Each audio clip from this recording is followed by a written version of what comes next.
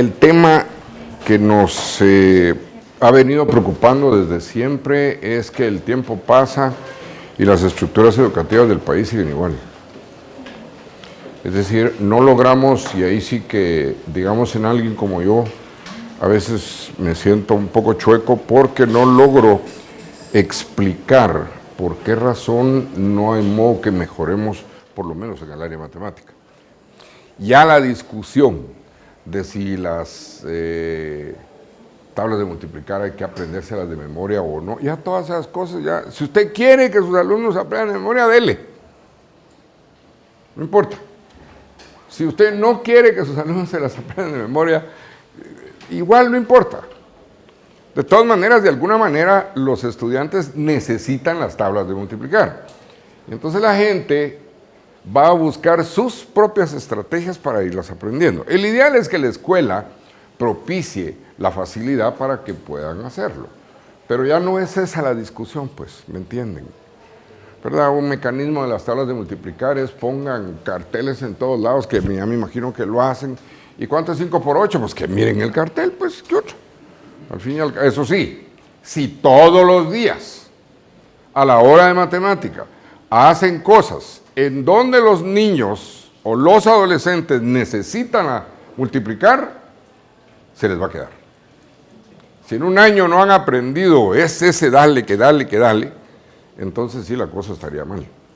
Pero estamos trabajando para gente que tiene una inteligencia buena, una inteligencia para aprender, lo suficientemente buena, y que todo lo que necesite constantemente son estímulos.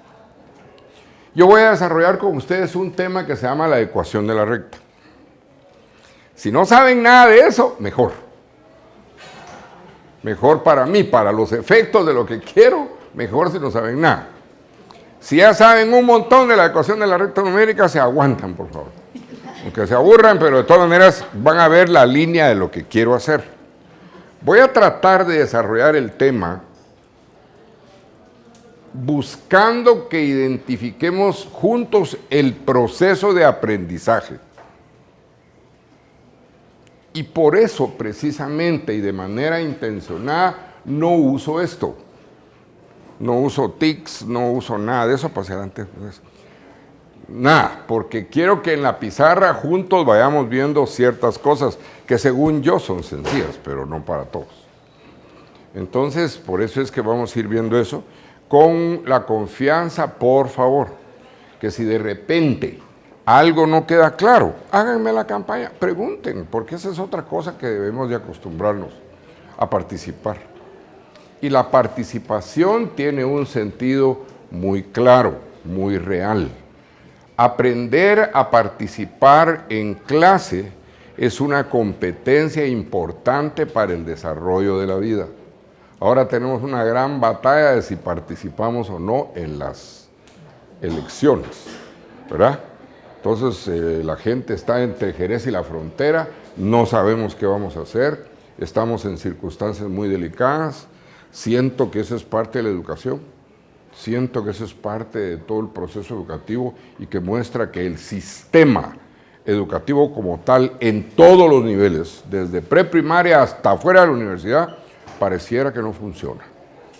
Porque seguimos en una de problemas y en una de líos. Otra cosa que me asusta mucho, que tiene que ver con educación y que tiene que ver con la labor que de una manera u otra la escuela lleva a cabo. Ayer en Prensa Libre sale una noticia muy fregada, de ese tipo de noticias a las que no mucha gente le pone atención. Y es que entre lo que va del año, entre enero y mayo, ¿verdad? Que todavía está por terminarse, resulta que hay cerca de, si no mal recuerdo, lean el periódico, pero ya han nacido niños de madres entre 10 y 14 años, alrededor de 200 más de las del año pasado. Ya no digamos del antepasado. Y recuerden una cosa, cuando empezó eso a hacerse como realidad, que hará como unos 6 años, pero así de ponerle mucha atención y de empezar a legalizar, por eso es que se generó una ley que dice que si un individuo tiene relaciones con una mujer, si es menor de edad, aunque sea con su consentimiento, es violación, precisamente por ese tipo de cosas. Pero viene uno y dice, si no arreglamos las cuestiones, a pesar de la existencia de las leyes, quiere decir que la educación no está llegando. Y ese es parte del tema. ¿Y qué tiene que ver matemática con eso? Porque eso es lo más simpático. Lo que tiene que ver desde mi punto de vista son procesos de pensamiento que estructuran una manera de pensar lógica, que permite verdaderamente que seamos capaces de encontrar entre las cosas qué es lo más apropiado para tomar decisiones. Claro que no es la matemática la única que lo hace, pero cualquier oportunidad provocada o no, que exija, que presione para que nosotros pensemos de manera no automática, sino que intencionalmente tengamos que poner atención a lo que está pasando, eso ayuda a que nuestra mente vaya realmente mejorando y que empecemos a percatarnos y a darnos cuenta de qué es lo que debemos de hacer para mejorar la educación, en el sentido, desde luego, de lo que significa educar. Y en esa línea es que nos metemos a hacer las cosas que hacemos. Pero yo reconozco, colegas, de todo corazón, reconozco que una reunión al año no sirve mucho. Aunque se convenzan 100% que hay razón en lo que uno dice, una vez al año no es mucho. Porque lo que presiona es el diario vivir. Y en el diario vivir nuestras preocupaciones pesan tremendamente por encima de lo que quizás sea significativo, para ponerle verdaderamente atención. Un ejemplo, participar. ¿Qué es lo que hacemos en las aulas para que la gente aprenda a participar? Esa es una, ¿cómo se llama? Una habilidad, ¿verdad? Es una cosa de la que la escuela debería preocuparse. ¿Qué significa participar? ¿Qué es lo que debemos de hacer para lograr que la gente participe? Entonces, si alguien en el aula ha tenido la oportunidad de llevar a cabo acciones en donde la gente participa, entonces la persona se va como acostumbrando a. Un último ejemplo. ¿Cómo aprendimos a hablar? Para que vean cómo somos. Para que vean cómo somos. Hablo del aprendizaje a hablar porque todos los que estamos aquí hemos pasado por el tema. ¿Cómo aprendimos a hablar? Y si somos observadores, ¿cómo aprendieron o cómo están aprendiendo nuestros hijos o nuestros nietos a hablar? ¿Por qué? Esa es una. La importante de la primera línea es escuchar. Esa es la primera. La segunda, pero ¿qué tiene la imitación? ¿Cuál es? El tratar de establecer comunicación. Desde niño, desde chiquitito, desde chiquitititito, ya crecemos mañosos. ¿Qué quiere decir eso? Nos damos cuenta que si lloramos, llega alguien. Así que, bueno, entonces ya entendí la relación que hay. Bueno, uno no entiende, pues, así como lo estoy explicando, ni modo, pero ya el instinto y las acciones normales del aprendizaje cerebral, ¿a qué me lleva? Lloro, se aproxima alguien. Tengo hambre, lloro, me dan de comer. Entonces, ese es un establecimiento de crecimiento de pensamiento crítico. A una acción le corresponde una reacción. Empezamos a aprender rápidamente causa y efecto. De niño no sabemos de qué se trata, pero empezamos a esa imitación. Otra cosa interesante es que no es de vez en cuando. ¿Está claro eso? No es de vez en cuando. ¿Cuántos años le toma normalmente a un niño o niña aprender a hablar? Normalmente hablando. Si han sido buenos observadores con sus hijos, sus sobrinos, sus lo que sea. Ahora, si no han tenido esa oportunidad, pues ni modo, pero han estado en la escuela. ¿Cuánto les dan? ¿2 años, 3 años? De 2 a 3 años logran empezar a hablar. A los 3 años de edad ya no dicen cocholate. ¿O todavía lo dicen? Sí. Todavía lo dice. Vamos por ahí. 4 años el vocabulario ha aumentado. Sería interesante que pudiésemos explicar cómo aumenta el vocabulario, de qué depende el aumento de vocabulario, y nos vamos a dar cuenta que depende posiblemente de 3 cosas. Primero, la manera como nos dirigimos a ellos. Segundo, escuchar las relaciones que hay entre nuestros padres, lo que pasa adentro de la casa. Y tercero, el estímulo de la televisión o de la radio. ¿Y cómo? Una de las maneras de que nos dejen de estar fregando los cistos grantales por cuales es prenderles la televisión, lo cual es una crueldad, pero ahí está, ¿verdad? Entonces, esa cosa, la tele o el teléfono, les empieza a generar vocabulario. Pero a lo que voy es que ¿cómo lo logran? Necios, necios. Las palabras se repiten y se repiten y se repiten. Y ustedes peleando si aprenden o no de memoria las tablas de multiplicar, es de reírse. Porque ¿cómo aprendieron a hablar? Así. Así aprendieron a hablar todos los que estamos aquí. De repente algún chispudito por ahí aprende más rápido. Y empieza a tener otro tipo de conexiones para poder mejorar el vocabulario. Entonces, la experiencia del tema del aprendizaje a hablar que observamos y que alguna vez vivimos debiera de ayudarnos un montón para nuestros estímulos en el aprendizaje. Si ustedes deciden que las tablas de multiplicar es importante, yo no estoy diciendo sí o no, pero si ustedes deciden que las tablas de multiplicar son importantes y que es algo que los niños deben aprender y lo deciden a nivel de tercero primaria o cuarto primaria, lo que quieran, entonces usen métodos en donde ellos tengan la oportunidad de dale, que te dale y que te dale. Entonces yo entro, niños, ¿qué tal? ¿Qué no sé qué? 5 por 8, 3 por 2, 7 por 9, 9 por 8, 9 por 5, 6 por 7. Y entonces empiezan a darle. Bueno, no la saben, no hay problema. Al día siguiente, vuelta otra vez. A los 3, 4 días, los niños ya saben cómo van a entrar. Y si entran y no lo hacen, les va a extrañar. Y más de alguno le va a decir, bueno, ¿y entonces? ¿Qué no? Sí.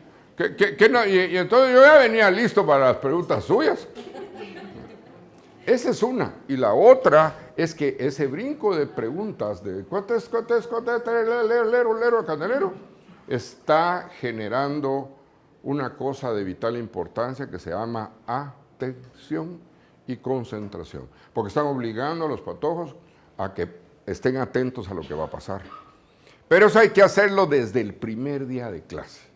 Porque si los primeros 5 días de clase los dejan, que para que hablen bien de mí como profesor, los dejan hacer lo que les da la gana, difícilmente logran en las siguientes semanas disciplinarlos. Si desde el primer día empezamos, miren muchachos, vamos a aprender las tablas de multiplicar. Yo pongo las tablas de multiplicar como un ejemplo, pero si a mí me interesa por otra cosa, entonces digo yo, miren, este año van a manejar bien figuras geométricas, ¿verdad? Y me van a interesar varias cosas. Por ejemplo, la suma de los ángulos interiores de un triángulo, cualquiera que este sea, es igual a 180 grados. Lo escriben lo que quieran. Pero cada vez que yo llegue a la clase, ¿cuánto miden la suma de los ángulos interiores de un triángulo rectángulo? ¿Y usted qué me contestaría? 180 grados. ¿Y si el triángulo es isósceles? 180 grados. ¿Y si es equilátero? 180. Muy bien. ¿Y si es escaleno? 180. ¿Se dan cuenta? Entonces yo como profesor tengo que darle que te dale. Muy bien, me alegro mucho y pasa la cosa y si el triángulo no es triángulo. Si el triángulo no es triángulo. Vamos a ver. Muy bien, pues sí, sí, debe de haber debe de haber una capacidad también en función de lo que se está haciendo de poder dar una respuesta, y la respuesta puede ser, muchas veces es esa, pues si no es triángulo, a saber, ¿verdad? O me dice, ¿y qué figura es entonces si no es triángulo? Entonces yo le puedo decir un cuadrado, un cuadrilátero. Ah, usted dijo la vez pasada que la suma de los ángulos interiores de un cuadrilátero, cualquiera que este sea, no importa cómo es, mide 360 grados. Entonces, ¿cuánto sumarán los ángulos internos de un rombo? No se preocupe. De un rombo. Dudan por una sencilla razón. No saben qué es un rombo. Sí. Acabo de decir que la suma de los ángulos interiores de un cuadrilátero mide 360 grados, no importa qué cuadrilátero. Entonces yo le pregunto, ¿cuánto miden los ángulos interiores de un rombo? 360. Bueno, ahora sí, ¿verdad? Sí, porque esto está... ¿Ya vio? Sí, eso es. No, es que todo depende completamente de qué es lo que quiero hacer. Si me interesa que los estudiantes no se les olvide nunca en la vida que una fracción, oigan bien, una fracción que tiene como denominador a 0 no está definida. Es decir, una fracción no puede tener como denominador a 0, ¿verdad? Y entonces vengo yo y les digo, y empiezo. Pero miren cómo voy brincando en cuanto nomás hablamos del concepto. Y empiezo rápido y les puedo decir, ah, bueno, entonces 0/8 será una fracción definida. ¿Qué dicen los demás? Pero ¿y si bien yo hubiese dicho 8/0? Entonces, si me interesa que verdaderamente los estudiantes no por ningún motivo pierdan la idea, porque como profesor de matemática hemos decidido de que la idea es importante, entonces le voy a dar y le voy a dar. Durante 7 clases seguiditas le ponía a mis alumnos de las siguientes fracciones cuáles no están definidas. Y siempre habían 2 que 3 que no le daban. Hasta que una vez les dije, la próxima vez que yo pregunte y me contestes mal, te pongo 0. Ahí se acaba la historia. Entonces ya pusieron atención. ¿Verdad? Es decir, empezamos, repito, a buscar los mecanismos que permitan que la gente aprenda aquello que a mí como profesor me interesa. ¿De acuerdo? Entonces nosotros podemos decir, un número primo, yo quiero que todos sepan qué es un número primo, y digo, por ejemplo, que un número primo es todo número entero positivo, ¿verdad? Que solo es divisible por sí mismo y por 1. Lo he dicho chorrocientas mil veces. Y empiezo la discusión. ¿Será 7 un número primo? ¿Qué dice usted? Sí. Bueno, ella dice que sí. ¿Y usted qué dice? Que sí.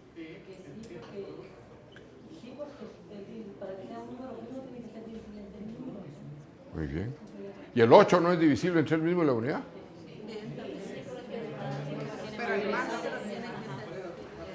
Muy bien. Se defienden bien. Y esa capacidad de defensa es la que va desarrollando el pensamiento crítico. ¿Y 9 será número primo? ¿Y por qué no? Porque 9 es divisible por sí mismo la unidad, ¿sí o no? Pero tiene más. Y la definición dice solo por sí mismo y por 1. Y entonces habrá algún número par que sea número primo. Sí, el 2. Muy bien, muy bien. ¿Está bien? Le repito, lo que importa es qué es lo que el profesor quiere que los estudiantes vayan aprendiendo. ¿De acuerdo? Si vamos a hablar de funciones trigonométricas o si vamos a hablar de ecuaciones, el principio fundamental de la ecuación es que entendamos todos que se trata de una igualdad. Si lo que me interesa son las propiedades, lo que ustedes quieran. Pero a la larga son ustedes quienes deciden realmente sobre qué aspecto están interesados que sus alumnos aprendan.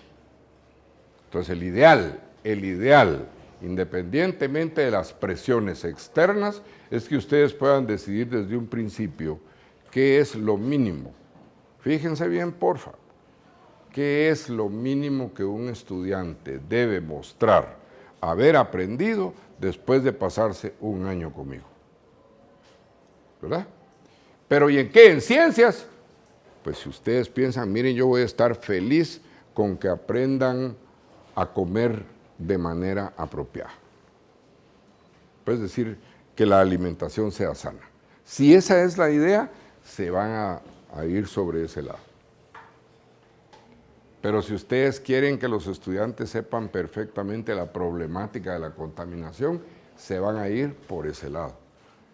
Lo importante es que por el lado que elijan irse, dos cosas: la constancia en lo que están haciendo y saber de qué están hablando. Si no saben de qué están hablando, la probabilidad de que les empiecen a hacer preguntas que no podamos responder es alta, porque los niños se estimulan rápidamente. Y si ustedes lo logran estimular, parte del tema del estímulo es precisamente ese. Van a empezar a preguntar, se les va a ocurrir un montón de cosas que a uno no se le ocurre. Por lo que les recomiendo mucho, pues, que estén en eso. Voy a empezar con algo bien sencillito, bien sencillo.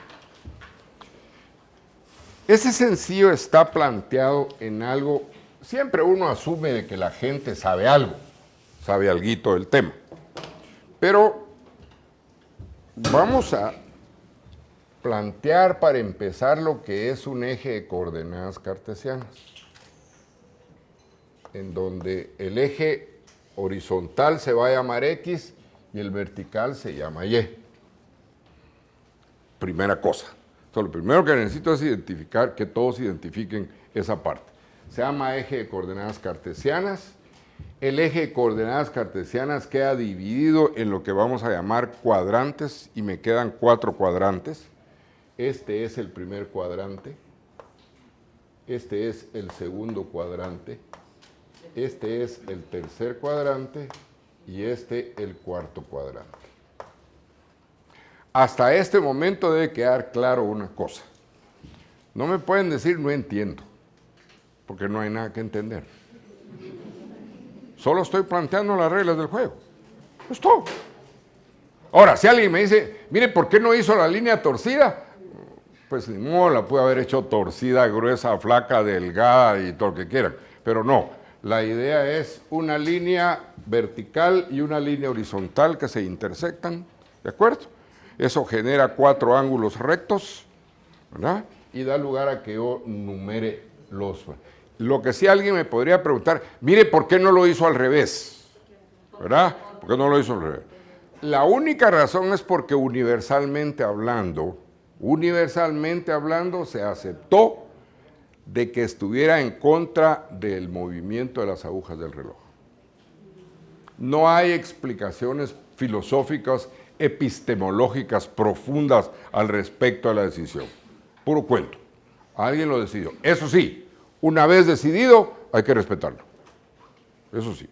Para la otra cosa es que el eje X regularmente tiene las variables que se les llama independientes. Aquí se generan las medidas independientes y aquí se generan las medidas dependientes. Y además, cada eje está dividido de la manera como uno lo considere pertinente, pero en consecuencias constantes. 1, 2, 3, 4, 5, 6, 7 y también para arriba. 1, 2, 3, 4, 5, 6, 7. También para la izquierda. 1, 2, 3, 4, 5, 6, 7 y así sucesivamente. Bueno, vamos llenando condiciones. La otra condición es que a la derecha y para arriba, positivos. Y a la izquierda y para abajo, negativos. Vuelvo a repetir, no hay nada que entender porque son las reglas del juego. ¿Estamos? ¿O no queda muy raro el tema? ¿O todavía tienen dudas ante las reglas del juego? Esas son las reglas del juego, pues. Entonces dice, la otra cosa es que el 0 está en el lugar donde se intersectan. Va. Entonces aquí está 1, aquí está 2, 3, 4, 5, 6, 7. Aquí 1, 2, 3, 4, 5, 6, 7. Menos 1, menos 2, menos 3, menos 4, menos 5, menos 6, menos 7. Lo hice así como alterno, pero para no confundirnos, no porque hay que escribirlo así. Y para abajo lo mismo. Menos 1, menos 2, menos 3, menos 4, menos 5, menos 6 y menos 7. Ese es el orden. Debo de insistir que son las reglas del juego. Pero si alguien tiene duda de algo, debe preguntarlo, por favor, porque son las reglas del juego. ¿Verdad? Entonces, el único que toca la pelota con las manos es el portero. ¿Y por qué?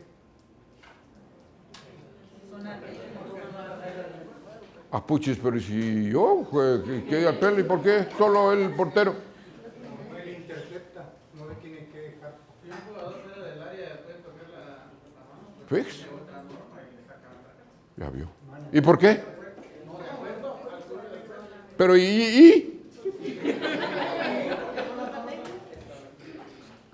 son las reglas del juego. No hay cosa más absurda que las reglas de cualquier deporte. Peor las del fútbol, que aloca terriblemente a la gente, porque la aloca, todos esos. Pero son arbitrarias a morir. Pero adquieren su carta de logicidad cuando empiezan a operar. De manera tal que nadie toca la pelota con las manos, excepto el portero cuando está en juego. Pues aquí lo mismo. Este se llama eje de coordenadas cartesianas, derecha, izquierda, los cuadrantes, etcétera, etcétera. O sea que es lo primero que hay que saber. Ahí van a ver hasta dónde llega el conocimiento, el manejo de esto. Y el que se pierde aquí me va a dar problema cuando llegue al final de la pizarra. Lo que quiero decir es que el que se me quedó aquí, todo el conocimiento que se va desarrollando está siempre basado en lo anterior. En ese sentido, la teoría del constructivismo tiene toditita la razón. Todo conocimiento nuevo se puede construir en función de dos cosas. O de experiencias anteriores que la persona tiene, o el desconocimiento absoluto del tema. Si nadie sabía nada de esto, genial, porque está empezando a aprender. Y quien ya sabe algo de esto, bueno, vamos a poder seguir entonces facilitando el tema. Segundo punto. Debido a la existencia del eje de coordenadas cartesianas, nosotros vamos a hablar de pares ordenados. Voy a hablar de pares o de parejas ordenadas. Pares ordenados. De manera tal que todo par ordenado tiene la forma XY. ¿Por qué le dieron la forma XY? Porque el primer elemento de ese par lo voy a ver aquí y el segundo elemento del par lo voy a ver aquí. ¿De acuerdo? Esa es otra regla. No tiene nada de especial. Es así como lo tenés que hacer. No te preocupes. De manera tal que la pareja ordenada, ¿por qué le dirán pareja ordenada? Porque este XY no es lo mismo que este YX. En otras palabras, la pareja 4-2 no es lo mismo que la pareja 2-4. Sí, pero tienen los mismos elementos. Sí, pero no están en el mismo orden. Y es sumamente importante el orden. Fíjense todo lo que vamos supuestamente aprendiendo. Repito, deben asegurarse que me están siguiendo, si no la fregamos. Bueno, ¿y para qué eso? Pues es que me va a ayudar para moverme en el espacio cartesiano. Bueno. Entonces, ¿qué quiere decir 4-2? Esto sí es vital. 4 en X, 2 en Y. Me muevo 4 en X y me muevo 2 en Y. Y el lugar en donde ese movimiento de 4 en X, 2 en Y, ahí hay un punto. Y este punto es la gráfica de este par. ¿Está claro? De manera tal que si grafico 2, 4, entonces ¿qué tengo? 2 en X, 4 en Y. Aquí podemos claramente ver por qué razón 4, 2 no es igual que 2, 4. ¿Estamos? Ahí está el orden, ahí están las condiciones. Entonces lo primero que los estudiantes deben de tener, y si no se puede, pues ni modo, tendremos, de alguna manera lo arreglamos, pero aquí los estudiantes deben de tener una hoja cuadriculada, ¿verdad? Todos tienen que tener una hoja cuadriculada para seguir la pista. Y deben de tener varias hojas cuadriculadas para poder seguir la pista. Les vamos a dar una hoja cuadriculada con unos ejercicios que les voy a proponer. Pero primero termino esto, antes de llegar ahí. ¿Vamos bien? ¿Verdad? ¿Qué es una pareja? Y entonces si viene alguien y me dice, mire usted, ¿y dónde está entonces la pareja menos 3, 5? Bueno, ¿dónde está menos 3? Está en X. ¿Y de qué lado está? Del lado izquierdo. ¿Y 5 dónde está? Positivo en Y, para arriba o para abajo. Bueno, ya ven, entonces me queda menos 3, 5 estaría aproximadamente aquí. Este punto está en el segundo cuadrante, ¿verdad?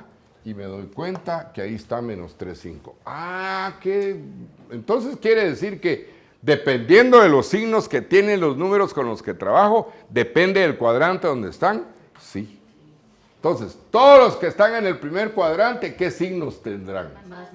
Muy bien, positivo, positivo. Y los que están en el segundo cuadrante, ¿cómo están?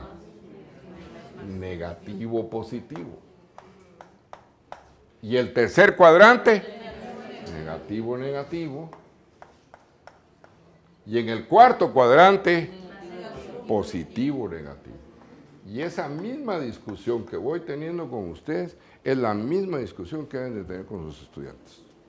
Y resulta que esta clase la pueden tener con los alumnos de primer año básico, pero estoy absolutamente seguro que trabajada de la manera apropiada, igual la pueden tener con alumnos de tercer año primaria.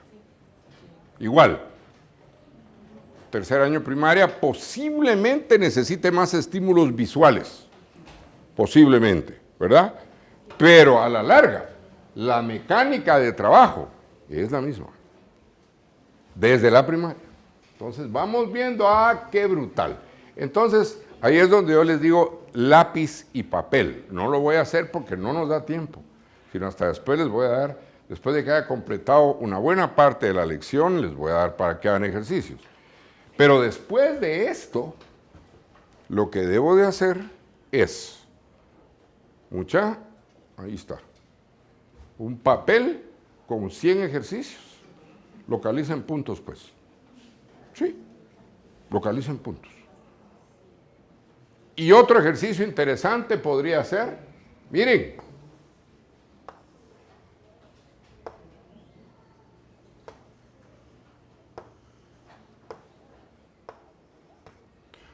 el otro ejercicio que tienen que hacer, les pueden ustedes pedir, ¿cuáles son las coordenadas de esos puntos? Entonces están invirtiendo la vía mediante la cual ustedes le llevaron este conocimiento a los niños, que es lo que me importa que podamos platicar. Si se han pescado la idea o ya se la saben de memoria, no es eso lo que me importa. Lo que me importa es el tema del ir y venir para percatarse que el cerebro de los estudiantes está operando. Entonces, de aquí para acá y de acá, para este lado, aquí. Entonces, cuando ellos busquen cuáles son las coordenadas de cada punto, obviamente esas coordenadas están fijas en función, desde luego, de cómo hemos dividido ¿cómo se llama? El cuadrante, de cómo está dividido el cuadrante, que es algo que ustedes como profesores lo preparan. Entonces les dan el trabajo a los estudiantes y ya tienen para pasarse un par de horas bien logradas con los patojos. Pero eso sí, les dan a todos. Pero ¿y qué hago en una escuela donde no hay nada? Les digo que se vayan, miren muchachos, aquí nunca hay nada, mejor no vengan. Dios dirá qué va a pasar con ustedes en la vida, al fin y al cabo, ¿qué? Pues es que puedo adoptar esas. A veces creo que el guatemalteco adopta mucho ese estilo. Entonces, ¿qué hago con un patojo? ¿Qué hago con una escuela donde no hay nada? Pero hay patio, ¿verdad? Entonces puedo usar el patio. Muchachos, hagamos en el patio ahí y juguemos pues. Y buscan ustedes las coordenadas establecidas en una cruz grande en el patio. El único fregado es que sí se tienen que conseguir un su lazo para X y otro lazo para Y. Ponen un lazo amarillo en X y ponen un lazo rojo en Y. Y si son chispudos, como creo que son porque tienen cara de eso, entonces el lazo lo llenan con masking tape, lo pegan y donde lo van pegando, ahí están las unidades que quieren. Y le pueden pedir a un estudiante, ponete tu localización es 5-7. Y ahí va el patojo. Y sin nada. Y si ni lazo puedo conseguir, ¿qué haría? Ah, no, es que somos brutales para quejarnos. No, muchachos. No, eso es. Bueno, yo ni lazo puedo. Sí, ni lazo puedo. Pues voy a buscar piedras. Sí, puedo hacerlo. Y si no, ellos mismos. ¿Cuántos alumnos tengo? ¿Verdad? ¿Cuántos alumnos tengo? Mucha, pónganse 5 para allá y 5 para acá. Y los espacios, usted va a hacer 0 y usted va a hacer 1 y 2 y 3 y 4 para allá y 4 para acá y 4 para acá y 4 para acá. ¿Verdad? Necesito entonces 4 por 4, 16 niños, como 18 niños. Y si no tengo 18 en la clase, pues voy a prestar patojos al otro salón. Pero hay más. Ahí están. Bueno, ya estuvo. Y cada quien, muchacha, como no tenemos tampoco cartulinas para escribir, porque es que somos brutales, no hay nada. Pero si quieren enseñar, hay salidas. Ahora, si están en un lugar sofisticado, vayan a Google, buscan un video. Hay montones de videos en YouTube que enseñan esto. Hay montones de TICs. Acuérdense que el Ministerio de Educación y un montón de escuelas y todo se han preocupado mucho de TICs y de videos y de un montón de cosas que yo tengo mis dudas al respecto, pero ahí están. Así que hay de todo. Pero de que no me pueden decir, no lo hagas porque se fregaron. ¿Verdad? Alguien me va a decir, es que fíjese que yo doy clases en prosiegos y sordomudos. La gran pucha, y digo, bueno, entonces los niños no ven. ¿Qué hago con niños que no miren? Fregado, ¿verdad? ¿Será que no lo puedo hacer con niños que no miran? Bien, lo que necesitan es voluntad. Siguiente parte de conocimiento. Ya aquí los niños han hecho miles de ejercicios. Ya me di cuenta que son capaces de identificar parejas, cómo pueden localizar todos los puntos. Como un error que constantemente cometen es que no saben dónde localizar 0,2. ¿Dónde pongo 0,2? Y 0 es X, ¿verdad?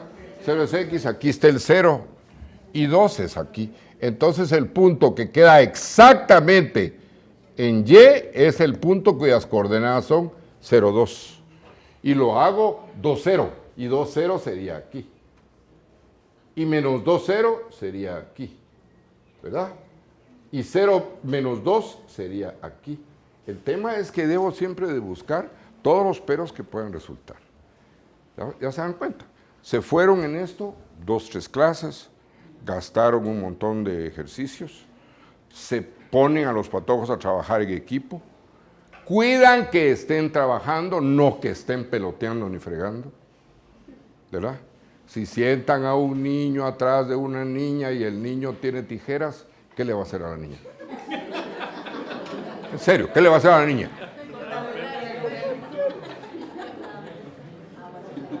¿Quién tiene la culpa? ¿El maestro o el patojo es un gran tal por cual?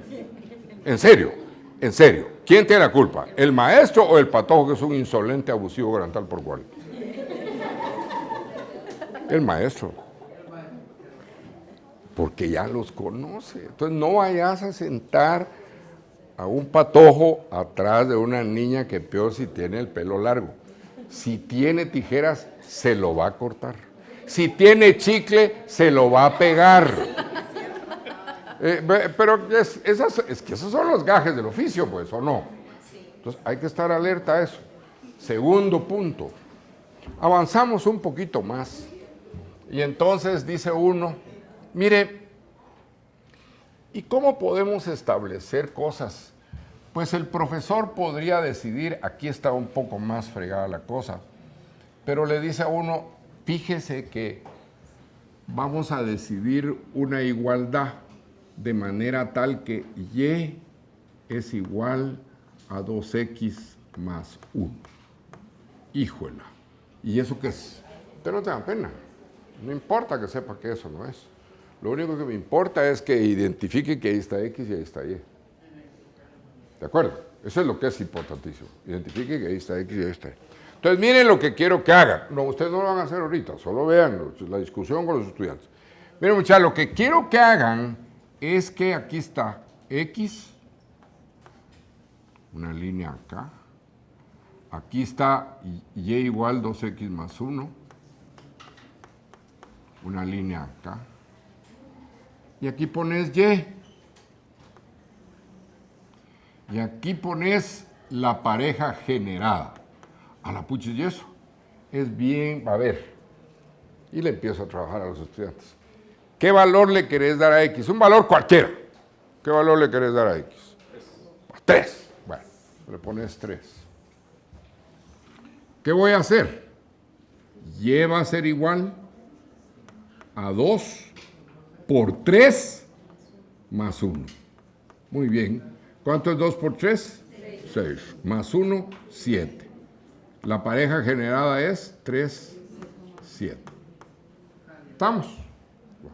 ¿Qué otro número? Y lo agarran a los niños así a darles.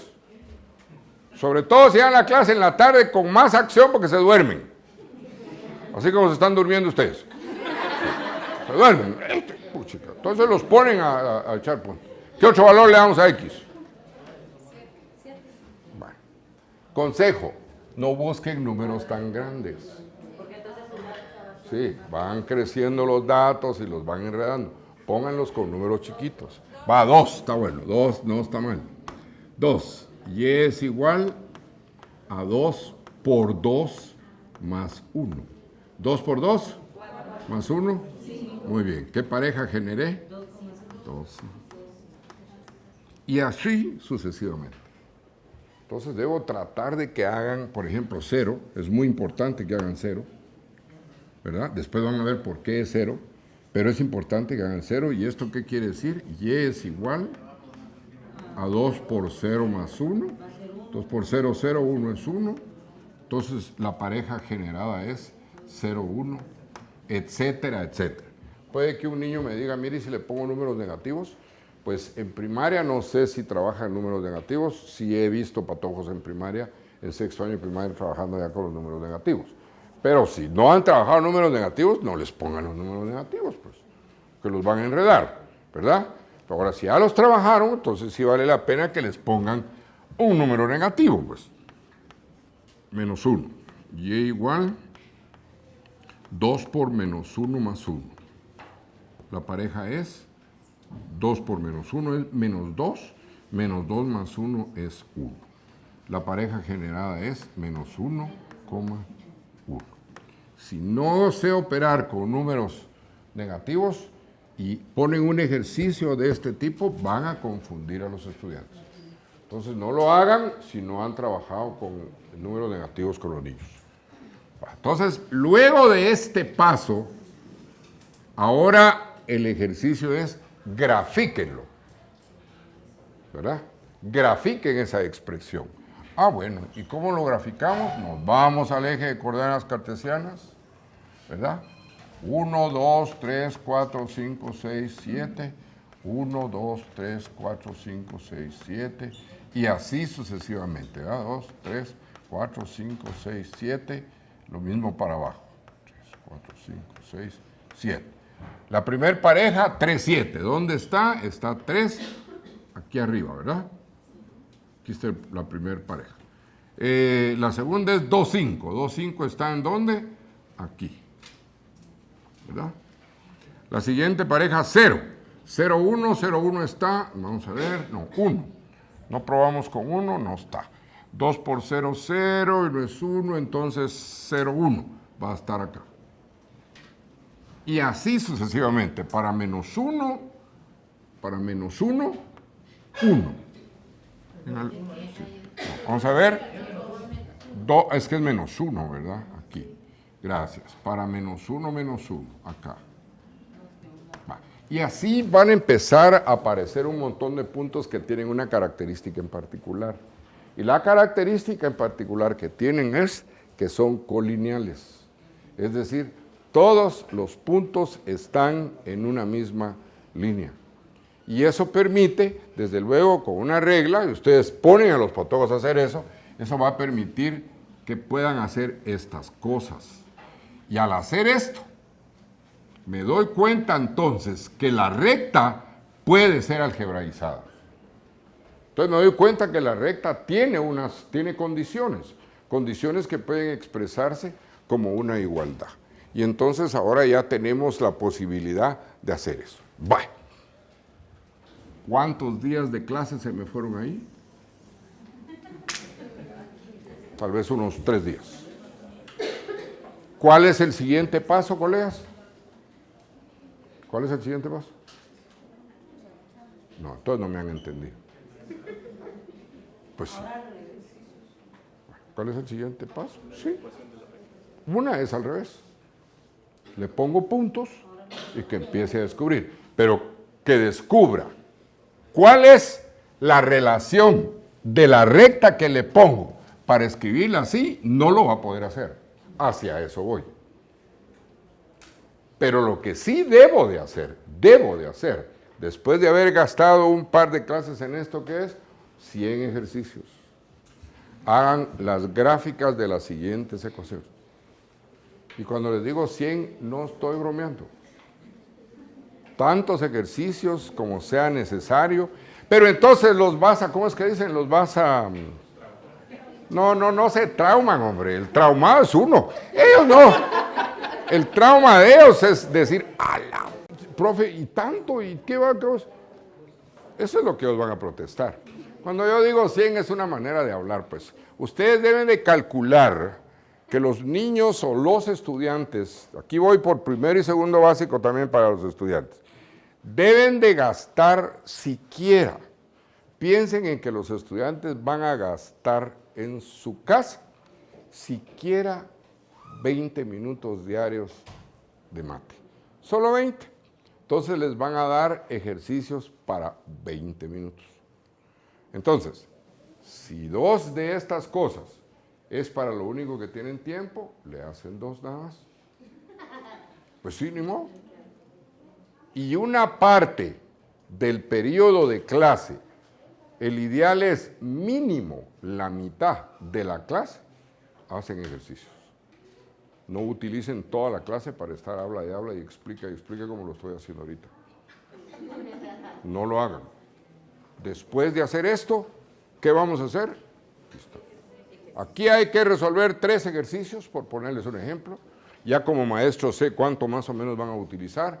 Ahí están los 3 ejercicios y voy viendo qué es lo que están haciendo. Que se junten, etcétera, como sea, pero ustedes supervisan constantemente el trabajo. Si los patojos no tienen nada que hacer en la clase, van a estar fregando. Tiran papeles, cortan el pelo, pegan chicles, hacen ruidos feos, tiran papelitos, es una fregadera, ¿verdad? Y profesor, que fulano me está haciendo, que profesor, que mengano no sé qué me hizo, que mire que si no tienen nada que hacer, pasa eso. Le repito, si no trabajamos así desde el principio, querer disciplinarlos 1 o 2 semanas después es muy difícil. Otro problema terrible. Estoy trabajando el área. Les doy clase un día sí y el otro no, ya la fregué. Y el daño de un día sí y un día no es simplemente el tema de no tener ejercicios que hacer, sino que el cerebro, por cosas que no puedo explicar en este momento, pero vayan a una clase de neurociencia y ahí les van a explicar, el cerebro necesita una tarea constante. El cerebro necesita hábitos para poder verdaderamente generar pensamientos, para poder generar incluso creatividad. Un día le exigen, otro día no. Un día le exigen, otro día no, el cerebro empieza a brincar. Peor si un día sí y dos no.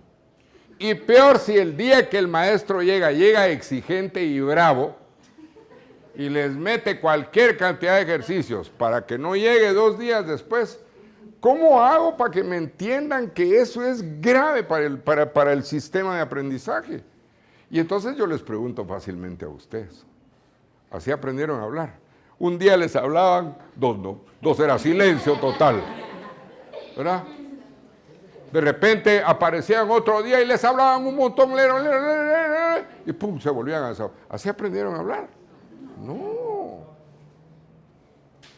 Si así hubiésemos aprendido a hablar, posiblemente el vocabulario nuestro, bueno, ya estamos grandecitos, tal vez ya hubiera aumentado, estaría mejor, ¿verdad? Pero si hubiésemos aprendido a hablar de esa manera, no tienen idea de la cantidad de problemas que tendríamos en el desarrollo del pensamiento, para poder verdaderamente visualizar las cosas y saber y tomar buenas decisiones. Es que eso es lo que me interesa que me entiendan, de que tenga sentido esto. No, esto hay videitos, hay YouTube, ahí está Google, ahí hay maestros que se disfrazan de todo lo que quieran y lo que sea, y lo aprenden. Pero si no entendemos la importancia que tiene el lápiz con borrador y papel, no vamos a lograr nada. Dejen que los niños se equivoquen.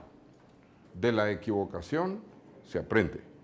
Y el truco es bien sencillo, pero bien sencillo.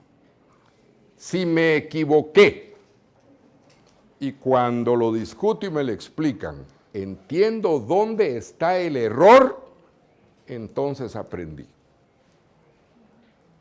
Pero si sigo sin entender dónde está el error, entonces no he aprendido.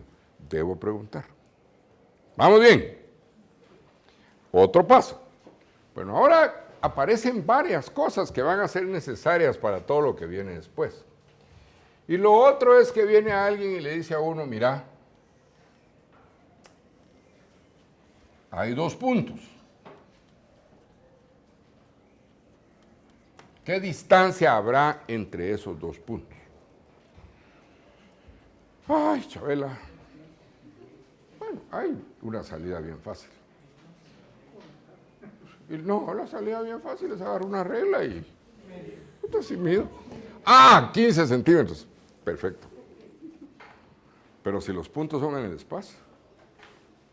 Una anécdota de las que me encantaron a mí, de la importancia simple de lo que es el eje de coordenadas cartesianas.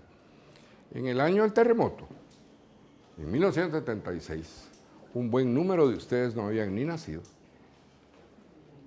De veras, un buen número de ustedes no habían nacido. Y otro numerito estaban chiquitillos. Solo alguien como yo ya estaba veterano. Entonces tuve la oportunidad, me tocó hacer un montón de cosas y todo, pero una de las cosas que más me gustó fue una vez que teníamos que ir a un lugar del cual solo teníamos el nombre de la aldea, ¿verdad? Era una aldeíta que estaba por Mataquescuintla, que en esa época llegar a Mataquescuintla, estoy hablando de los años 70, llegar a Mataquescuintla no era fácil. Sobre todo se agarraba uno por la carretera que está al final de San José Pinula. Pero ahí hay lugares muy lindos. Entonces nos dieron el nombre de la... Pero los pilotos del helicóptero eran gringos. Y no tenían ni la más remota idea de qué pasaba. Entonces sacan un mapa, fue de las primeras cosas que me impresionó. Un mapa de Guatemala impresionante. Son unos fregados. Uno no tiene idea de lo que esas gentes saben. Sacan un mapa de Guatemala. y me dije, y platicando ahí conmigo, ¿verdad? ¿Dónde está Mataquescuintle? Más o menos por una dirección encontramos la aldea, en ese mapa. ¿Qué fue lo que hicieron de inmediato? Ya está.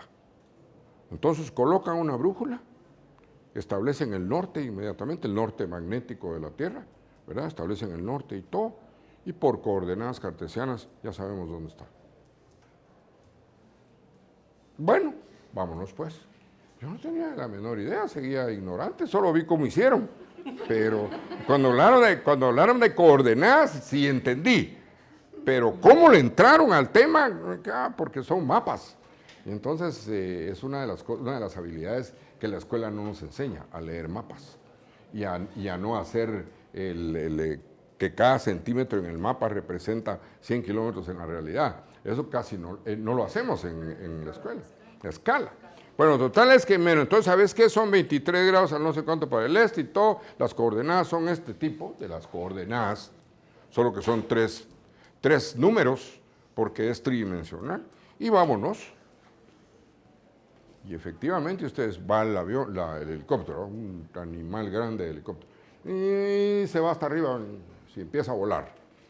Y como a los 15 minutos, desde luego, porque era rapidísimo el tema con ese tipo de aviones, y estando hasta arriba, yo tratando de ver dónde estábamos, siguiendo la carretera.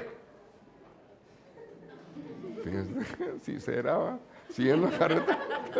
Si hubiera estado nubladísimo, no lo hubiera podido ver. Yo iba viendo la carretera bien, y más o menos. Y el piloto dijo, ya llegamos.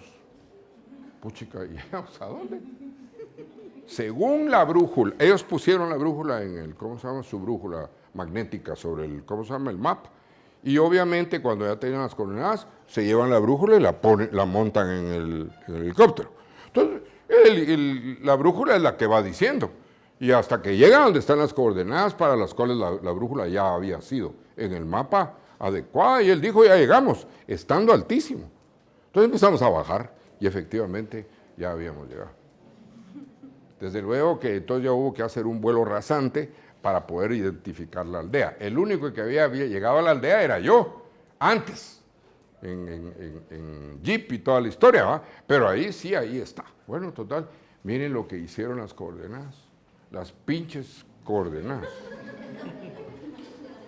Porque el mundo es un ciclo de coordenadas.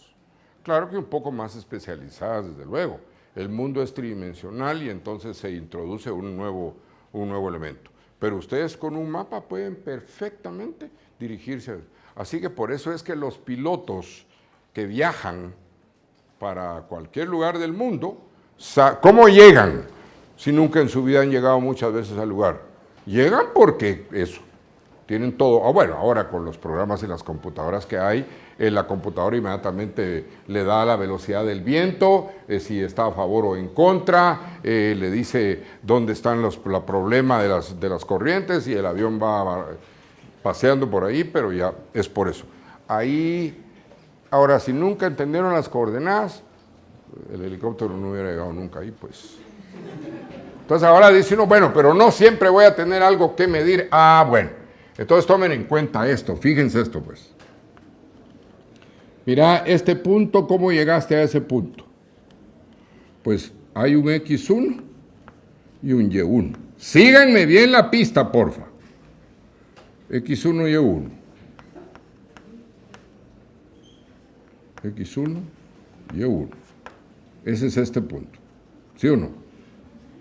Y el otro punto, ¿cómo va a ser entonces? El otro punto, ¿qué coordenadas tendrá? Bueno, también de la misma manera, vos.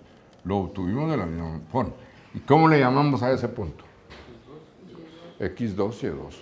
¿Por qué le pusiste X2, Y2? Pues que si ya le pusiste uno aquí y le pones uno otra vez, no vas a saber la diferencia entre los puntos, no fregues. Entonces usa otro símbolo. Si no te gusta X1, Y1, X2, Y2, ponele AB, pues, o lo que sea.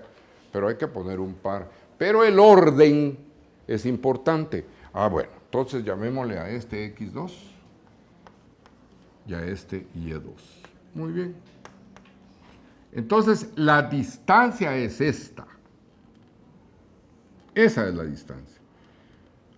A la puchis, pero y pues, aquí puedo construir, miren esa charada, porque de veras es una charada interesante. No se duerman porque viene el punto. Mira pues, es que ahí puedes construir un triángulo, ¿verdad? Ahí puedes construir un triángulo con estas características. Mira, de aquí para acá. ¿Se mira ahí o no se mira? Y de aquí para acá. Entonces ahí tienes un triángulo. Y tiene una característica muy particular, y es que el triángulo es rectángulo. Ese triangulito es rectángulo. Fíjense ustedes, esa característica va a tener siempre. Ah, y entonces, si es rectángulo y lograras averiguar cuánto mide cada lado, hay un don por ahí que hizo su trabajo y te ayuda a encontrar cuánto mide esto. Cuánto mide el lado opuesto al ángulo recto. ¿Y ese don quién es? Pitágoras. Muy bien. Entonces le dice, a la puchis, pero ¿cómo voy a lograr saber cuánto miden los lados? Mira, date cuenta de esto. Ojo, por favor, porque la cosa realmente es fácil. ¿Cuánto mide esta distancia de aquí para acá? ¿Cuánto mide? En términos de las Y, ¿cuánto mide esa distancia? Y2. Muy bien, muy bien. Muy bien. Mide Y2. Mide Y2. Ya saben todos de dónde salió el Y2, ¿verdad? Va. Y este pedazo, ¿cuánto mide? Este de aquí, ¿cuánto mide? Y1, muy bien. Son los dos pedazos que conozco, ¿sí o no? Y1. Entonces, este pedacito, ¿cuánto medirá? No mide Y1. Mide el pedazo grande menos el pedazo chiquito. ¿Sí o no? Entonces, ¿este pedazo cuánto mide? Y2 menos Y1. Pero como estamos acostumbrados a números, por eso es que se nos traban las carretas. Pero en realidad, ¿cuánto mide eso? Y2 menos Y1. Si esto que está acá mide Y2, y esto que está acá mide Y1, yo quiero saber cuánto mide este pedazo, entonces a Y2 le quito Y1, y entonces sé que este pedazo mide Y2 menos Y1. ¿Estamos? Lo mismo va a pasar con la X, entonces. Híjole, ¿y cómo sé yo cuánto vale este pedazo? Lo mismo. ¿Cuánto mide? ¿Cuál es la longitud de aquí para acá? ¿Cuánto mide ese pedazo? X2. Mide X2, muy bien. Mide X2. Y este, como lo que quiero averiguar es esto. ¿Y este pedazo cuánto mide? X1. Entonces, ¿cuánto medirá este pedazo? Ese pedazo mide X2 menos X1. Muy bien. Ya tengo las medidas de los dos lados del triángulo. Desde luego que si en lugar de letras uso números, entonces yo voy a obtener aquí un número y aquí otro número. Lo vamos a hacer con números. Pero lo que me ayuda a hacer esto es que puedo establecer una ley general. Entonces ya sé qué puede pasar. Y entonces Pitágoras, ¿qué dijo Pitágoras? ¿Quién se acuerda qué dijo Pitágoras? ¿Qué dijo don Pitágoras? Dijo que el cuadrado de la hipotenusa, le voy a llamar D a esto que está aquí. Miren, a esto que está aquí le voy a llamar D, que es la distancia entre los dos puntos. ¿Qué fue lo que dijo Pitágoras? Si no se acuerdan ni quién es Pitágoras, aquí sí se atascaron. Aquí sí hay que entender. Ahora sí hay que entender. ¿Qué es lo que hay que entender ahora? Los procesos mediante los cuales se llegó a la conclusión. Que son los argumentos, ahí empieza la gente a aprender a argumentar para poder tener discusiones no necesariamente matemáticas, sino discusiones de cualquier índole, para poder alcanzar de la mejor forma posible la verdad. Entonces, eso fue lo que pasó aquí, todo un procedimiento. Pitágoras dice que el cuadrado de la hipotenusa, o sea, que d al cuadrado es igual a la suma de los cuadrados de los otros dos lados. O sea, x2 menos x1 al cuadrado más y2 menos y1 al cuadrado. Y ya averigüé entonces la distancia que se da entre dos puntos cuando conozco las coordenadas de x y de y. Pero eso sí, aquí sí se trabaron las carretas. ¿Por qué se trabaron aquí las carretas? Porque no usé números. ¿Estamos? Entonces hay una forma de resolver el problema de manera por inducción. Y por inducción lo que tendríamos que hacer es usar constantemente números. ¿De acuerdo? Para que cuando yo reste llegue a números y que en función de los números yo pueda ir entendiendo que lo que estoy aplicando es Pitágoras y naturalmente ya después aplicar la ley. Porque ahorita esto se convirtió en una fórmula. ¿Y la fórmula qué me dice? La coordenada del punto primero menos la coordenada del punto segundo al cuadrado, más la coordenada del punto, etcétera, menos la otra coordenada de y al cuadrado, y eso te va a dar la solución. A ver, veamos qué quiere decir eso. Veamos qué quiere decir eso. Don Pitágoras, fíjense ustedes la campaña que nos hizo Pitágoras. ¿En qué grado ven por primera vez Pitágoras? ¿Cuarto año de primaria? ¿Quinto? ¿Sexto? ¿Primero básico? ¿Segundo básico? ¿Tercero básico? ¿Va quinto bachillerato, pues?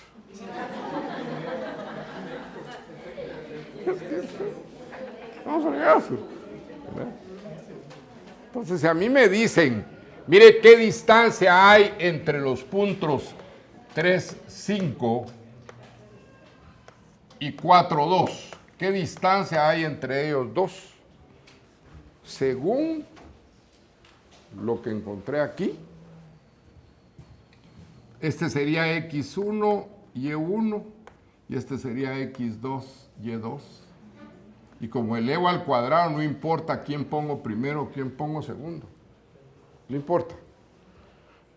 Y entonces me voy a la fórmula A. Bueno, entonces la distancia al cuadrado es igual a la diferencia de las x, ¿verdad? 4 menos 3 al cuadrado. ¿Voy bien, sí o no? Sí. Ahora ya usé números. La diferencia de las x al cuadrado, 4 menos 3, más la diferencia de las y, más la diferencia de las y, que sería 2 menos 5, al cuadrado. Bueno, entonces d cuadrado es igual a 4 menos 3 es 1, 1 al cuadrado, más 2 menos 5 es menos 3 al cuadrado. Si los patojos no saben negativos, entonces en lugar de escribir 2 menos 5, pueden escribir 5 menos 2, que eso no va a hacer cambiar el resultado. ¿De acuerdo? Repito, si lo saben los negativos, pueden invertir el tema, que de todas maneras la solución es la misma. ¿Y por qué? Porque el cuadrado quita el número negativo. Entonces, ¿qué me queda? 1 más 9. ¿Sí o no? Sí. Entonces, d cuadrado es igual a 10. Por lo tanto, d es igual, como aquí está elevado al cuadrado, para quitarlo de ahí, saco la raíz cuadrada, es 10. La raíz de 10. La distancia que hay entre el punto 3, 5 y 4, 2 es la raíz de 10. Me acabo de echar otra vez 3 clases, de 40 a 45 minutos cada clase, discutiendo el tema con los estudiantes, en el nivel de primero, de segundo básico. ¿Qué debo de hacer ahora, colegas? Exactamente. ¿Cuántos? Sí. ¡No! Muy bien, muy bien. No les está molestando la luz, el sol ahí. ¿A ustedes no les molesta el sol? ¿No? ¿Les bajo la cosa esta? por el sol. Yo digo, si no funciona, pues se cae, ¿verdad? Pero bueno, porque a veces el sol es, por lo menos ya sus ojos azules ya no se lastiman. Igual allá, tal vez allá también.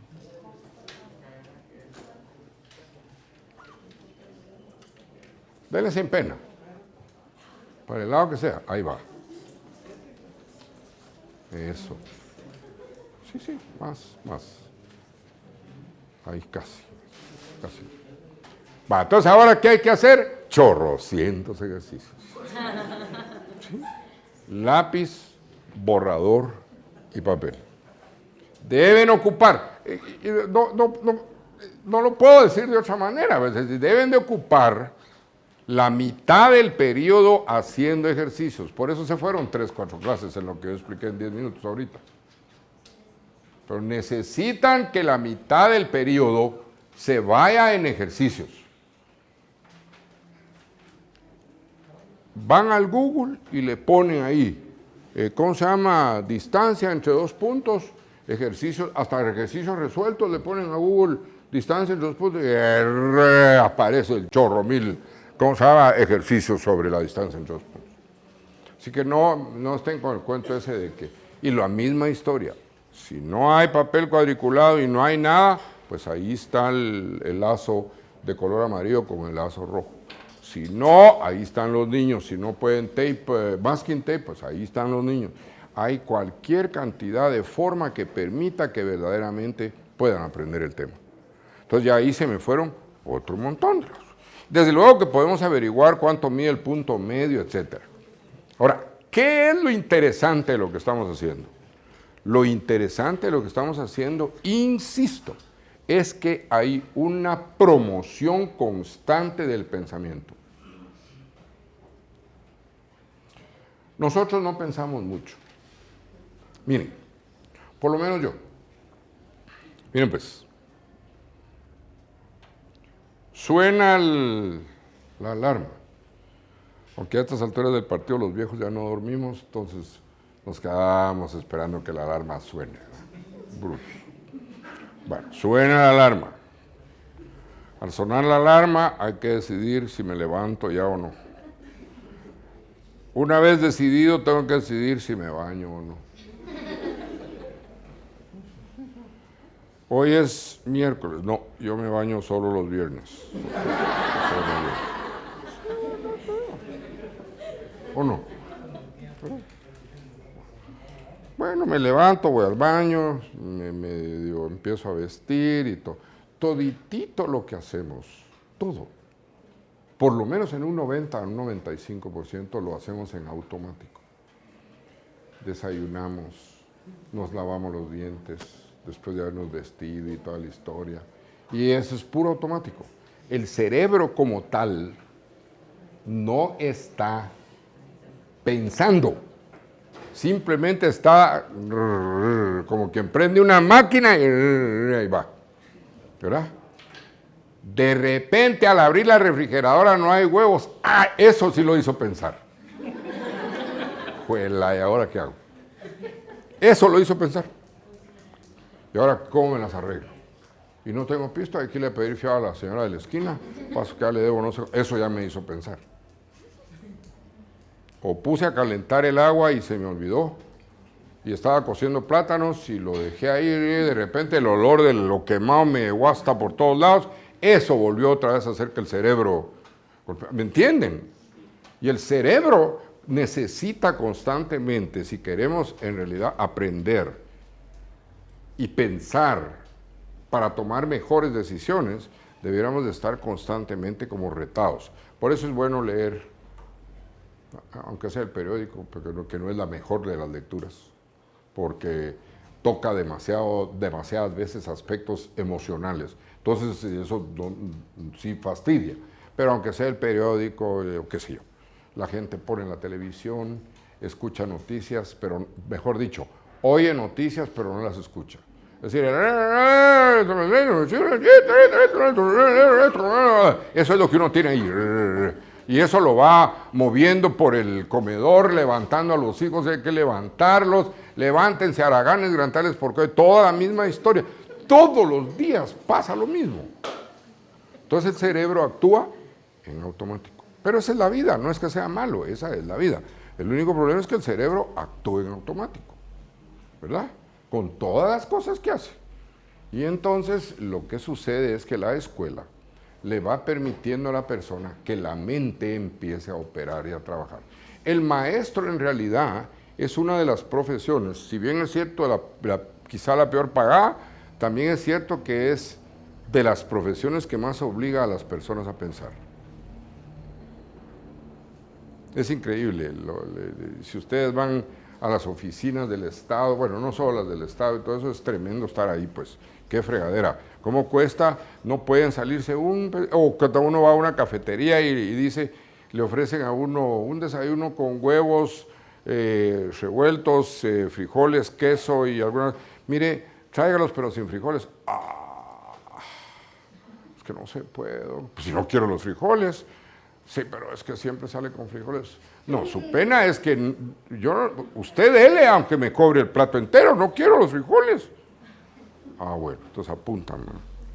Le llevan el plato con los frijoles. No hay para dónde.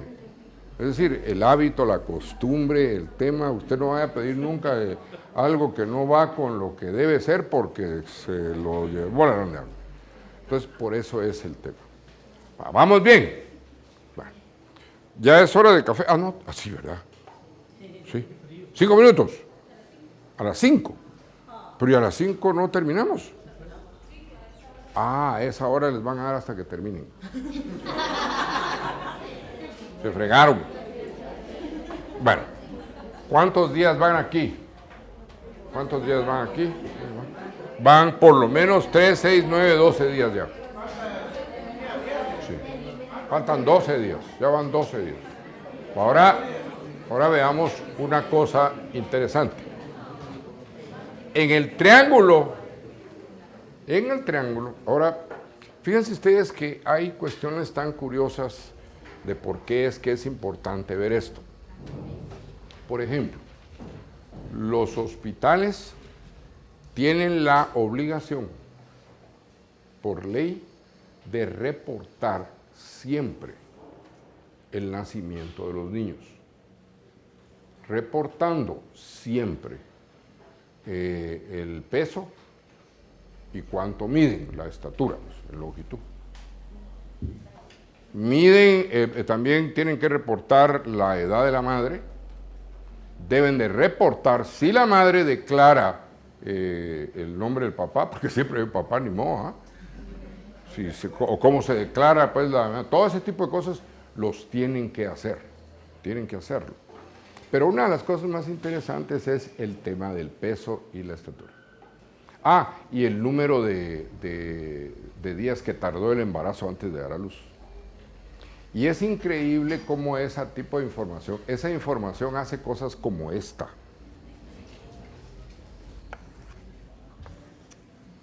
Aquí está la edad y aquí el peso. Entonces todo esto, afortunadamente en la actualidad se mete a un programa, en Excel hay un programa de esos, meten todas las edades y meten todos los pesos de los niños, ¿verdad? Desde luego cada uno identificado. Y la máquina les da inmediatamente un montón de puntos, dependiendo cuántos. Hay un montón de puntos.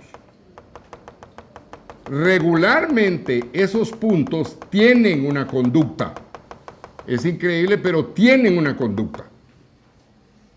De manera tal que hay una asociación bastante elevada entre la edad y la estatura. Se habla de un coeficiente de correlación. Para entender ese tipo de relación, yo creo que el coeficiente de correlación R que este tipo de medidas tiene anda por 0.9, que es altísimo. El mayor es 1, pero 0.9 es altísimo. Pero lo más interesante es que se puede construir, de hecho, se construye una recta que se llama la recta del mejor ajuste o la recta de regresión de las edades y de los pesos. de manera tal que esa recta permite que nosotros podamos hacer posibilidades al respecto de cuál es el peso que esperaríamos que tenga el niño cuando nace, o según la edad que tiene, porque esa relación es altísima. ¿De acuerdo? Obviamente, si desde aquellas épocas no hubiésemos tratado esta charada tan simple, ¿verdad?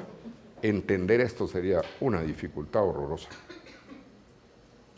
Y no tienen idea cómo es el tema, tantos temas que hay.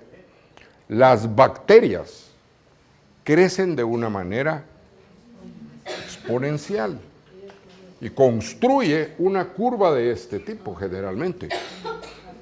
Y esta curva otra vez tiene X y tiene Y. Pero para calcular una curva, en función de sus X y sus Y, obviamente que necesitamos un poquito de más matemática. Y tenemos que hablar de lo que es la pendiente de la recta. Y tenemos que hablar entonces de lo que es la ecuación de esa recta, para poder definir cómo se comporta el fenómeno. Y entonces, en función de eso, es que los investigadores saben perfectamente cuáles son las expectativas que hay respecto del aparecimiento de una bacteria. Cuando la bacteria se conoce, pero conocer la bacteria o que aparezca algo que en un principio no se conoce es complicadísimo, porque hay que tener un montón de medidas para asegurarse de cuál es el tipo de enfermedad que está apareciendo, cuál es su nivel de crecimiento, en qué punto está el momento álgido y cuánto debe de pasar y bajo qué condiciones para que empiece a declinar. Pero mientras eso pasa, mucha gente muere. Así descubren lo que es el Zika, la chikungunya y el dengue. De esa manera van pudiendo decir cosas como, por ejemplo, se sabe que la chikungunya no tiene curación hasta este momento. No hay curación y la gran ventaja es que el cuerpo lucha solo. Pero todo eso está en función de, aparecen los síntomas, cuánto tiempo va pasando. Mientras que los síntomas van aliviándose y controlan de la mejor manera posible qué es lo que el paciente hace, porque sufre tremendos dolores, le duelen mucho las articulaciones y la temperatura es un ir y venir, un ir y venir y un ir y venir. Todo eso es susceptible de ser estudiado a través de estas cosas. O sea que no es solo el tema matemático, ni es solo el poder establecer cómo se hacen las gráficas, sino todas las aplicaciones que tienen. No tienen idea la cantidad de cosas en las cuales estas cuestiones se pueden aplicar. Se pueden aplicar en cuestiones como, por ejemplo, uno puede hacer una gráfica y en esa gráfica pone, por ejemplo, las horas y se para en una esquina a contar el número de carros que pasan por hora y va a poder hacer una recta. Casi siempre es una recta de este tipo, porque si es exponencial sería terrible. Si la función se volviese exponencial sería terrible. Aunque a saber si no vamos a llegar a eso, pero bueno. Entonces aquí lo que resulta es que se dan cuenta que cuando estamos aquí, este es el número de carros que hay, cuando estamos aquí, este es el número de carros que hay, y entonces uno puede encontrar una proporción de crecimiento en el tráfico vehicular en función de las horas. Y antes habían horas pico. ¿Qué quería decir la hora pico? Que llegaban a los máximos hasta llegar. Llega un momento en que se llega a un plato. Y de repente, por ahí por las 3 de la mañana, obviamente empieza a decaer, ¿verdad? Pero ni modo. Pero de repente se puso tan delicado el tema que ya no hay horas pico. La verdad es que ya no hay horas pico. Entre las 5 de la mañana y las 8 de la noche, el flujo vehicular es casi constante. Es tremendo, sí, es tremendo, ¿verdad? Pues ahí hay muchas aplicaciones de lo que es.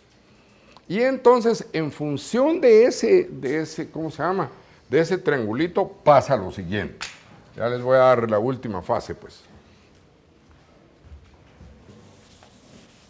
Ese triángulo,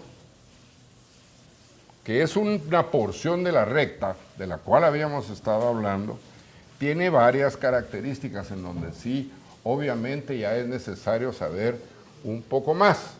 Pero quienes no sepan de lo anterior, hacen un acto de fe y me creen. Así no para dónde. Mientras que llega el conocimiento de otra manera, pues, ni modo, ¿verdad? Solo hacen un acto de fe y dicen, así él lo dijo, está bien. Bueno, el tema es este, ustedes. Aquí está la porción. Y lo curioso del caso es que aquí está la horizontal. Y la horizontal produce un ángulo entre las dos líneas que hay ahí, y ahí va la recta. Tiene distintos tipos de inclinaciones, así se llama. Puede ser o más o menos. Este es un tema que los ingenieros tienen que tener mucho cuidado al respecto de cuando hablan de inclinaciones. El tema es que este ángulo, curiosamente, tiene la misma medida en cualquier lugar. Si yo corto aquí, este ángulo y este son iguales. Si corto aquí, este ángulo y este son iguales. Y el ángulo que la recta produce con la horizontal, que es una constante siempre, se llama pendiente.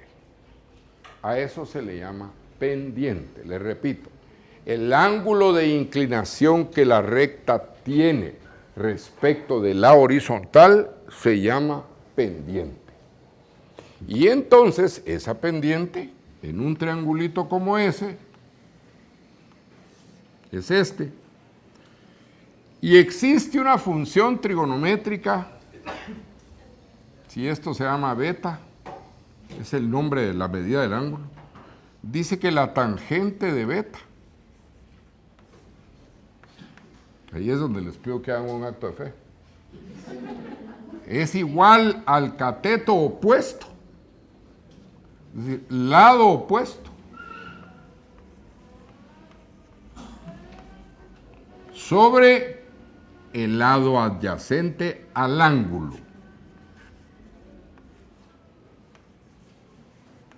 El lado adyacente al ángulo. Y entonces uno dice, pero ya me fregaste, porque yo no sé qué es tangente. No tengo ni la menor idea. Solo me estás diciendo que es lado opuesto sobre el lado adyacente. Sí, pero acordate, si no te acordás de esto o no sabes esto, acordate que el lado opuesto y el lado adyacente del triángulo provocado por dos puntos tiene nombre, tiene números. ¿Sabes que este lado se llama, este lado que está aquí se llama Y2 menos Y1? Y que este lado, el adyacente, se llama X2 menos X1. Ya te resolvió el problema. Entonces, la pendiente ya no se da en términos de ángulos, sino se da en términos de números o de letras. Y entonces acordamos que a la pendiente le ponemos como nombre M. Le pudimos haber puesto P, T, Q, Z, Titi, Cucuy, Carita Alegre, lo que quieran. Pero universalmente se aceptó ponerle M. ¿Ya? M de mujer, para que suene así emocionante. Entonces la pendiente resulta ser la relación que hay entre el cateto opuesto, que es Y2 menos Y1, sobre la relación entre el adyacente, que es X2 menos X1. Entonces, dados dos puntos cualesquiera, puedo encontrar la pendiente de la recta. ¿Se dan cuenta? Si alguien me pregunta, ¿cuál será la pendiente de la recta que pasa por estos dos puntos? ¿Qué debo de hacer? Según aquello que está allá. Ah, bueno, pues sí, está así, sí, ¿quién no? Porque Y2 menos Y1 es 5 menos 2, ¿verdad? Y en la otra es 5 menos 3, ¿no? Perdón, 4 menos 3. Miren, pues. Y entonces este es igual a 3 sobre 1. Entonces la pendiente es 3. La pendiente de esa recta. Siempre que conozcan dos puntos de la recta, van a estar siempre en la posibilidad de escribir la ecuación de la recta. Solo hay que tener cuidado con respetar los signos y el orden, ¿verdad? Eso sí, siempre hay que respetar los signos y el orden para no perderse, no descuidarse. Y entonces, muchas gracias, hermano, te lo agradezco en el alma, ya no necesito trigonometría, por lo menos ya sé de dónde viene el... Y entonces en un libro de matemática les dicen que la pendiente es igual a delta y sobre delta x, y uno se asusta. Puchica, la grande, ¿qué será? Delta y delta x, ya me llevo la grande habla. No hay problema. Delta es la diferencia entre las y dividido entre la diferencia de las x. Es todo lo que quiere decir eso. ¿Y por qué lo ponen tan feo? No es feo, es bonito, es una cosa nada más de simbólica en la cual nos ponemos de acuerdo. Y entonces la pendiente de la recta tiene estas características. ¿Se dan cuenta? Y en función de esas características viene uno y escribe la pendiente de la recta.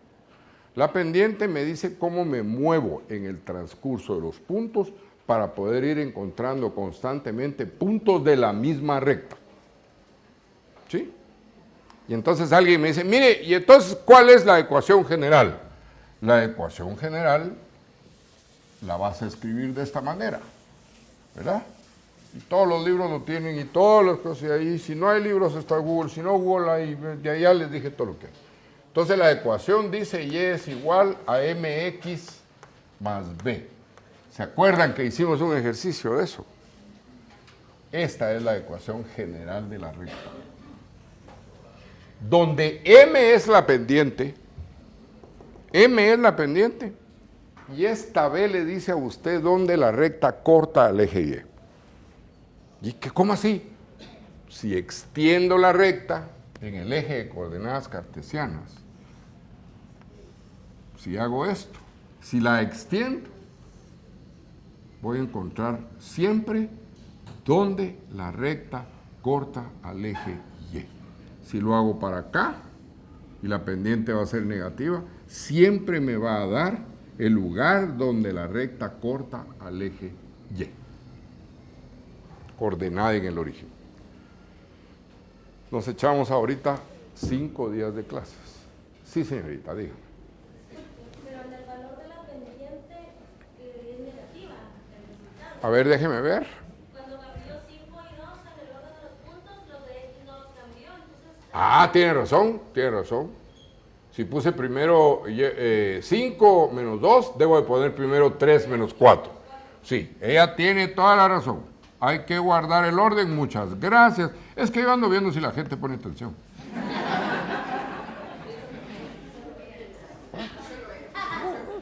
No, pues. Entonces la pendiente es negativa. Muy bien, muchas gracias. Por eso había dicho, el orden debe de cuidarse, siempre, ¿verdad? Entonces, si la pendiente es negativa, la inclinación es de este tipo, casi siempre las rectas de este tipo. No casi, sino siempre las rectas que tienen esta distribución. La recta es inversamente proporcional cuando la pendiente es negativa.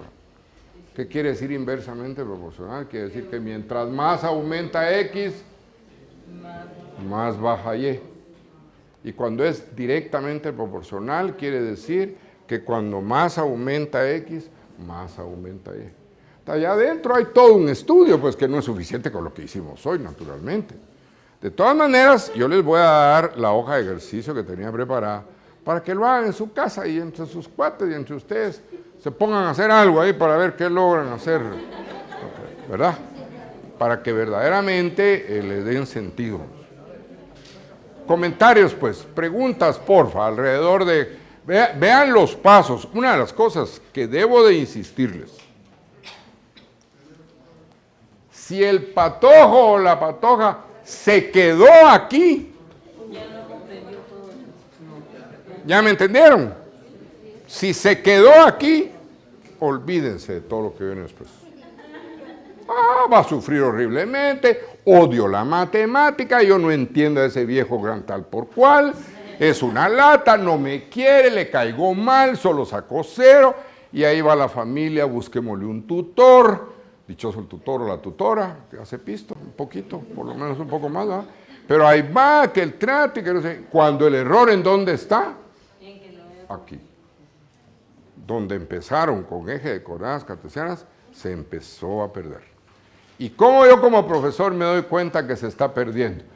Si de los 100 ejercicios que le di que hiciera, me está dando únicamente 5, y de los 5 tiene 3 malos, no ha entendido. Pues sí o no. Y entonces a ver qué te pasa, pues.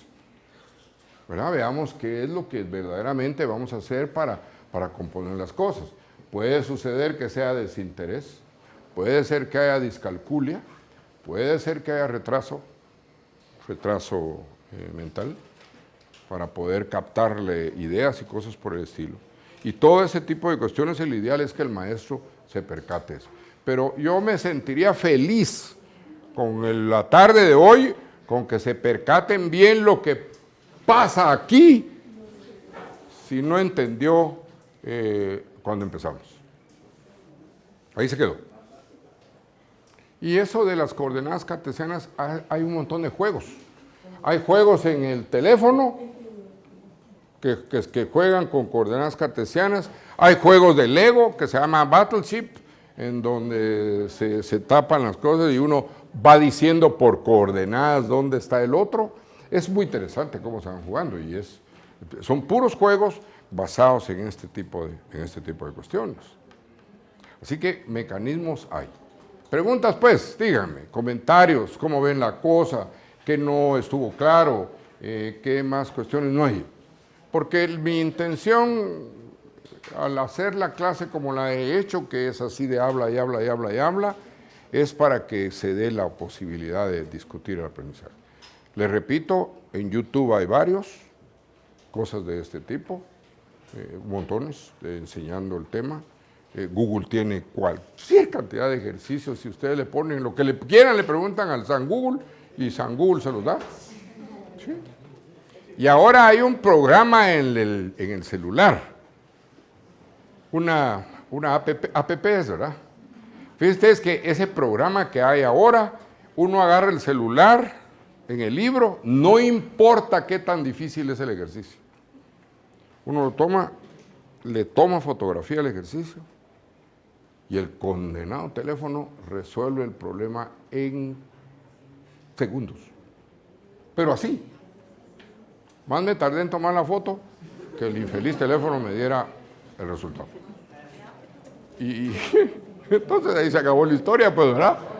Porque que de cualquier cosa empezamos a probar con eso y tiene también un par de teclas por ahí que se utilizan y el teléfono mismo le empieza a mostrar todo el desarrollo del problema.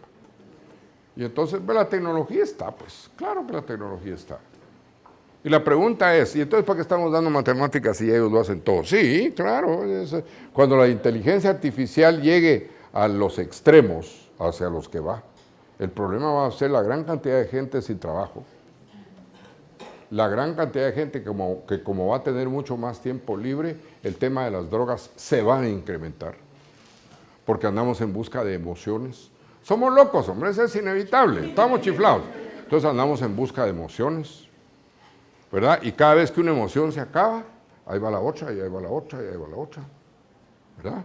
Y entonces empiezan cosas muy fregadas, no acabamos de entender perfectamente hasta dónde vamos. Por eso mi interés en darle y darle y darle al hecho de poder trabajar matemática de manera que podamos discutir y discutir y discutir. Bueno, ¿qué les pareció? Ahora espero que les haya quedado muy clarito qué quiere decir constructivismo. Ahí está bien establecido lo que es constructivismo. Todo nuevo conocimiento tiene dos salidas. Basarse en la experiencia anterior para construir nuevos conocimientos o nuevas experiencias. Y si no tiene la nueva experiencia, a veces eso es lo mejor, ¿verdad? No tener la experiencia anterior.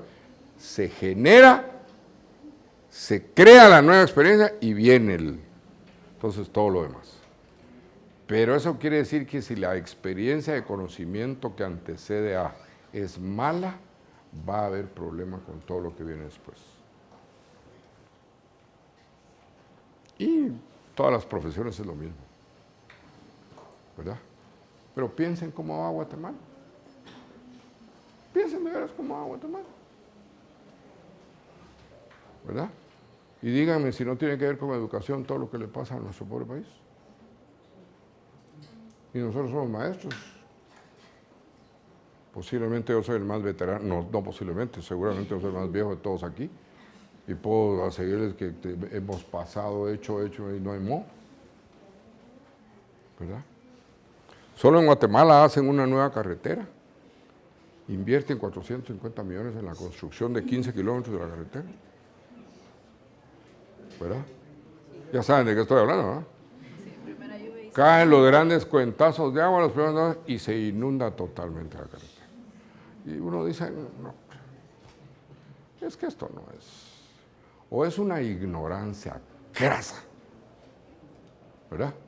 O es una mala intención absoluta, realmente. Y eso tiene también que ver con educación. No hay otra. Porque no es posible que alguien que construya una carretera no entienda que tiene que haber desagües. Es que no, hombre. Yo pues a veces trato, no, porque no quiero una mala intención de carácter ideológico político, pero no, hombre, eso es. No. Bueno, el año pasado hubo una gran tragedia porque una colonia, no me acuerdo de dónde, mejor no la digo para no pasarme trayendo a ninguno, ¿cómo se llama? Se inundó la colonia. Con lamentable, ¿cómo se llama? Resultado que una niña de 2 años se murió. Y en ese tema de que el papá creyó que estaba con la mamá, entonces no se preocupó por dónde se metió la niña, y la mamá creyó que estaba con el papá. Entonces tampoco se preocupó dónde está la niña, y que cuando se juntan, pues ¿dónde está? Se ahogó. Se inundó. ¿Por qué se inundó? Habían desagües. Y ¿tapados de qué? De basura. El ciudadano que anda ahí tirándolo todo, encontraron hasta colchones. Todo. Y entonces cuando regiran, ni modo, tapados los desagües, el agua para arriba. Miren pues, ¿qué es eso? Educación. Es que eso es, no, hombre, eso es cosa, digo yo, no, hombre. Entonces, sigamos echando punta, por favor, hoy. Muchas gracias por venir.